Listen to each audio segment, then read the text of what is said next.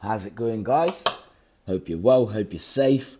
Firstly, apologies for uploading the rule number 5 so late yesterday. Had quite a few technical issues like I was trying to figure out. The video cut off as well, right near the end.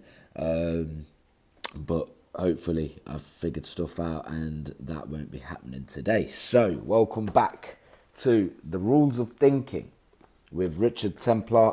We're going to go over rule number 6 today, okay? Rule number 5 spoke about keep hold of your heartstrings. Try not to make decisions from an emotional perspective, yeah? If you feel any kind of emotions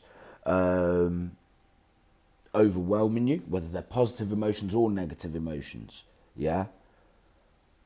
Calm your ass down. Think about it and then make a decision, okay?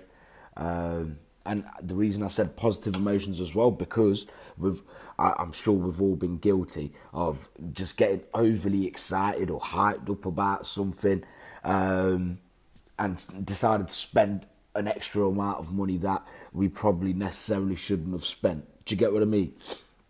Like, so that's why positive emotions as well, like, calm it down, rein it in, yeah? Decisions can have long-lasting effects and consequences, so make sure you make them rationally, yeah? Okay, rule number 6, don't be gullible. I must put my hands up to being guilty of this quite a few times in my life. So, here we go. If you believe everything I've told you so far just because it's written down in black and white, then think again. Yes, I believe it all, but you should be thinking it through for yourself. How do you know you can trust me? You've never met me. You don't know who I am. You don't even know what I look like. Just because I've had a book published doesn't mean I know everything. That's true, Richard. I'm glad you said that. That's true. That's true. And if we disagree with anything that we read here, Richard, we're going to let you know. Look, you can't go through life never trusting anyone, but neither is it helpful to be too trusted. True. And the best insurance against going too far either way is to think for yourself. So thank you for buying or borrowing my book, and please feel free to read it. I hope you'll find, when you think it through, that it makes enough sense that you don't consider your time or your money wasted. But don't believe everything I write just because I've written it. I'm glad he said that. I'm glad he said that. I'm definitely not going to be believing everything written here just because it's written in a book. At the end of the day, the book was written by a human. It was edited by humans. So humans aren't perfect. We can all make mistakes. Do you know what I mean? I'm going to make my own mind up. And I hope you guys are learning to do the same as well. Yeah? Biggest rule of thinking, think for yourself. Don't let other people do your thinking for you. So, let's carry on. I've talked about how to recognise the ways people might prod you into thinking their way instead of your own. But there will always be people who come up with new and clever strategies, or people who know you so well they can find your weak spots instinctively. The thing is, if you can make your own decisions for yourself, you don't need to trust or mistrust other people. It doesn't matter, because you're not in their hands, you're in your own. Of course, there are other scenarios where trust might be an issue, but when it comes to persuasion, thinking for yourself is the trump card that sidesteps it. Facts. 100%. 100%. Like, I'll think for myself. Whenever my family or friends come to me with something, they try and convince me of something, or try and, like, when we're having a debate and they're trying to convince me to their point of view, like, I think sometimes they actually hate having a debate with me because, like, you've got to bring it. You've got to bring it. I'm a clever man. I'm not apologetic about it.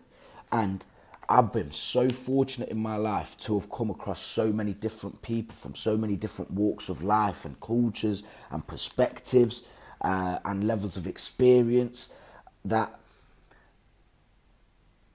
I've got such a wide perspective compared to quite a few people I know. So because of that, whenever I'm in a debate about whatever topic, I try and put on all them different hats that I've come across throughout my life. And sometimes I'll argue a point from all these different perspectives, because if you're asking me to change my mind, how I think about something, how I feel about something, and how I'm now going to change my behaviours potentially moving forward, like, you best convince me on all these different aspects and perspectives that your perspective is the one to follow. Does that make sense? Yeah? You got to bring it. You got to bring it.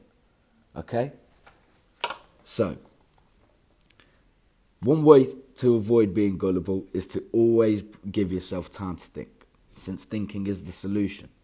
Never allow anyone to force you into a faster decision than you're happy with. Never. Too much pressure is usually a sign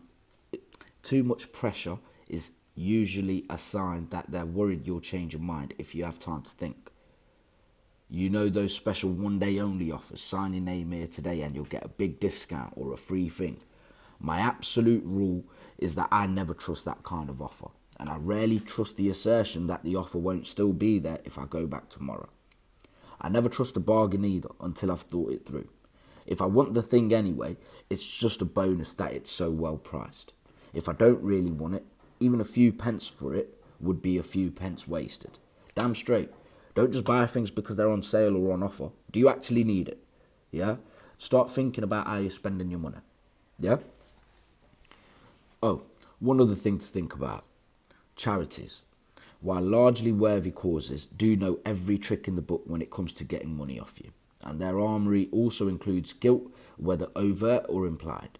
Now, I'm a big believer in giving to charities, but all of us have only so much we can afford to give to charity each year. So think through the charities you really want to support: wildlife, army veterans, old people, children, the environment, and give that money to them, whether it's a regular subscription or an occasional donation. Don't be sucked into giving that money to other charities just because someone shakes a tin in your face and makes you feel guilty. If it's any more than a handful of loose change, go away and think about whether you want to support them. You can always make a donation online or come back tomorrow. If you think that's harsh, no problem.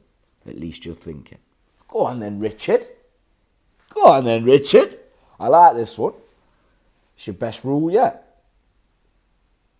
Don't be gullible. And the moral of the story? Don't believe everything I write just because I've written it. That's a good moral. That's a good moral of the story. I like that one. Okay. So,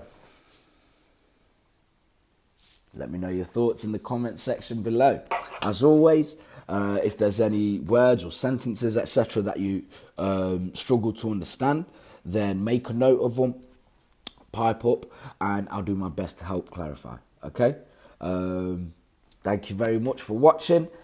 Give us a like, give us a share if you think that this will be useful to other people you might know, and subscribe to the channel. Content coming daily. I'll see you tomorrow. Thank you.